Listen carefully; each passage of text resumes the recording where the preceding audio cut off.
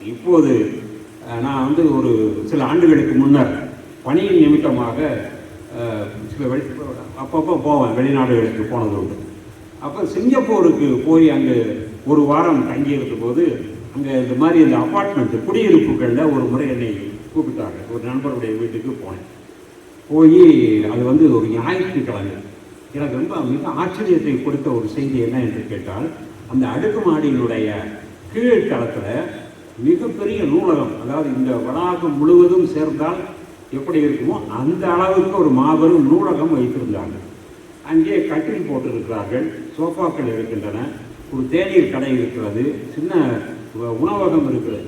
இந்த லீவுனால இந்த பெண்களும் ஆண்களும் குழந்தைகளும் கீழே இறங்கி வந்து இந்த நூலகத்தில் பல இடங்களில் உட்கார்ந்து கொண்டும் படுத்துக்கொண்டும் அங்கே வேண்டிய தேநீரை வாங்கி குடித்து கொண்டு ஸ்நாக்ஸ் சாப்பிட்டுட்டு அவங்க வந்து புத்தகங்களை படிச்சுட்டு படுத்திருக்காங்க. அவங்ககிட்ட என்னப்பா அது பெரிய ஆச்சரியமாக இருக்கு, இங்கே எப்படி தான் சார் வழக்கம், ஏன்னா மற்ற நாளில் அவங்க காலையில் 7 மணிக்கெல்லாம் ஓடிடுவாங்க, இரவு தாமதமாக வருவார்கள். எனவே ஞாயிற்றுக்கிழமை படிப்பதற்கென்று பயன்படுத்துகிறார்கள். இது மிக முக்கியமாக நாம் தெரிந்து கொள்ள வேண்டிய ஒரு செய்தி. இப்போ நம்ம ஊரில் ஞாயிற்றுக்கிழமை வந்துச்சுன்னா என்ன ஆகுதுன்னா, காலையில் எல்லோரும் போய் எங்கே போய் நிற்கிறோம்னா ஆடு வெட்டுற இடத்துல போய் நின்று ஆடுவோம். அது ஞாயிற்றுக்கிழமைக்கு என்று தனி வயிறு வந்துடுமா ஒரு மனுஷனுக்கு? எனக்கு தெரியல. எல்லா நாளும் நம்மிடம் இருக்கிற வயிறு தான் அது இருக்கும். அது எவ்வளவு கொள்ளுமோ அவ்வளவு தான் நம்ம சாப்பிட முடியும். ஆனால் அந்த ஞாயிற்றுக்கிழமை அன்னைக்கு போய் என்னென்ன இருக்கோ அவ்வளவு உடல் உறுப்புகளையும் வாங்கிட்டு வந்து ஜீவகாரணியமே இல்லாமல், ஜீவகாரணியம்னா செத்துப்போன ஆடு கோழி மேலே வேண்டாம், உடம்பு மேலே உனக்கு ஜீவகாரணியம் வேண்டாமா?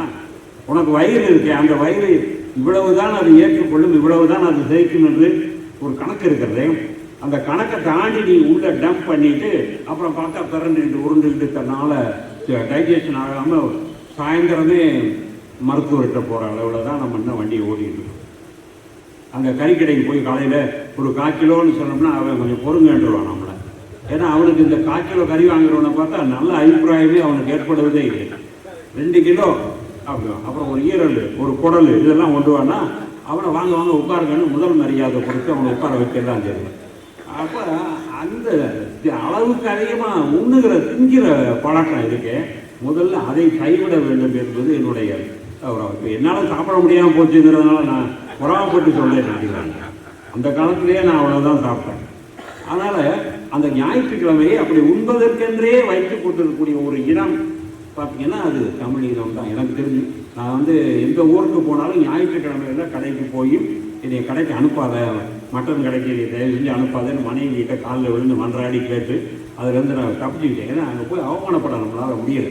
ஏன்னா அவன் கறிக்கடைக்காரன் நம்ம மதிக்க மாட்டேங்கிறேன். இங்கே அவ்வளோ சாப்பிட்றதே ஒரு தொழிலாக ஆகி விடுகிறது ஞாயிற்றுக்கிழமையில். ஆனால் அவன் ஞாயிற்றுக்கிழமைகளில் அறிவை வளர்ப்பதை ஒரு முக்கிய குறிக்கோளாக வைத்திருக்கின்றான். அப்போ அந்த பழக்கத்தை நாம் தான் ஏற்படுத்த வேண்டும். அப்போ தான் அது வளரும். இந்த புத்தகத்தை நூலை ஏன் படிக்கணும் அப்படின்னு நான் படித்து கொஞ்சம் குறிப்பெல்லாம் எடுத்து வச்சுருக்கேன். அது பைக்குள்ள அது பாட்டுக்கு பத்திரமா இருக்குது, அது தேவையில்லை.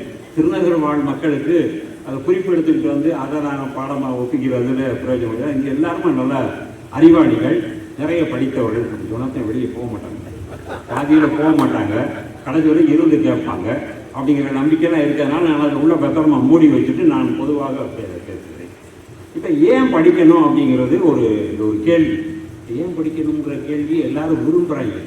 பையன மாணவர்களாக நல்ல கேள்வி கேட்டு சார் ஏன் சார் படிக்கணும், ஏன் படிக்கணும், எதுக்கு எங்களை இந்த மாதிரி போட்டு டார்ச்சர் பண்ணுறீங்க?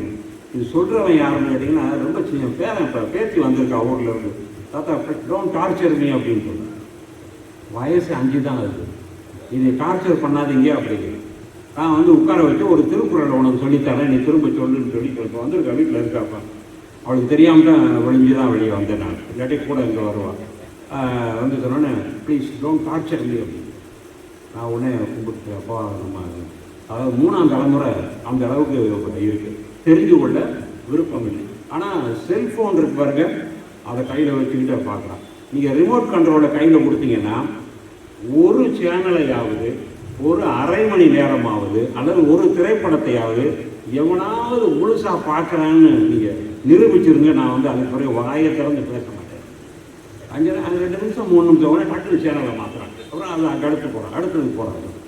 இப்படி ஒரு நிலையற்ற மேற்போக்காக போகக்கூடிய ஒரு வேவரிங் மைண்டை வந்து நமக்கு இந்த ஊடகங்கள் கொடுத்துருக்கு. அதை மறுக்கவே முடியாது.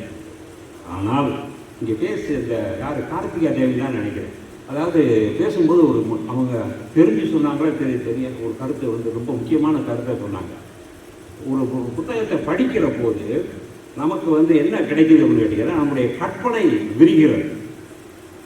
ஒன்று படிக்கும்போது நாம் கண்களால் பார்க்குறோம், ஆனால் மனசுக்குள்ளே அதை பற்றிய கற்பனை நம்முடைய இதில் விரிகிறது. அப்போ நூல் படித்தா என்ன ஆகும் என்று கேட்டால், அது நம்முடைய கற்பனையை மேம்படுத்தும். ஒவ்வொருத்தரும் ஒவ்வொரு விதமான வடிவத்தை கற்பனை செய்திருப்பான் ஒரு புத்தகம் படிக்கிற போது. இந்த பொன்னியின் செல்வன் அந்த காலத்தில் படிச்சுட்டு நான் அந்த குந்தவை பிராட்டியை பற்றிய வர்ணனைகளும் அந்த ஓவியத்தையும் பார்த்துட்டு, கல்யாணம் பண்ணால் இந்த மாதிரி ஒரு பெண்ணை தான் கல்யாணம் பண்ணணும்னு ரொம்ப நாள் காத்துக்கிட்டே இருந்தேன். அப்படி ஒரு பெண்ணே கிடைக்கல. அப்புறம் கடைசியில் கிடைச்சதை இப்போ முடிச்சுக்கிட்டோம், கல்யாணத்தை பண்ணிட்டோம். அப்போ ஒரு கற்பனையை வந்து அது வளர்த்து எடுக்கிறது என்பதை பார்க்கணும். அப்போ ஒருவன் கற்பனை யாரிடம் இருக்கிறதோ அவன்தான் புதிதாக எதையாவது செய்வான். அதான் முக்கியம். கற்பனை ஏன் தேவை? அப்படி கற்பனை பண்ணிக்கிட்டே மேலே பார்த்துக்கிட்டே உட்கார்ந்து இருக்கிறதா? அப்படி இல்லை. கற்பனை செய்வது யாரிடம் இருக்கிறதோ அவன் புதிதாக சாதனை செய்வான். அப்போ சாதனைக்கு அடிப்படை எது என்றால் கற்பனை. அந்த கற்பனை வளர்ப்பது எது என்றால் ஒரு நல்ல நூல். அப்போ நூலின் மூலமாகத்தான் நாம் வந்து நம்முடைய ஆளுமையை பெருக்கிக் கொள்ள முடியும், வளர்க்க முடியும். நான் வந்து எத்தனையோ ஆண்டுகளுக்கு முன்னர் படித்த நாவல்கள், சிறுகதைகள் இவையெல்லாம் என்னுடைய வாழ்க்கைக்கு அப்பப்போ நமக்கு வாழ்க்கை நெருக்கடிகள், சிக்கல்கள் வருகிற போதெல்லாம் அவை எனக்கு வழிகாட்டி இருக்கின்றன என்பதுதான் ஒரு பெரிய மகத்தான ஒரு உண்மை.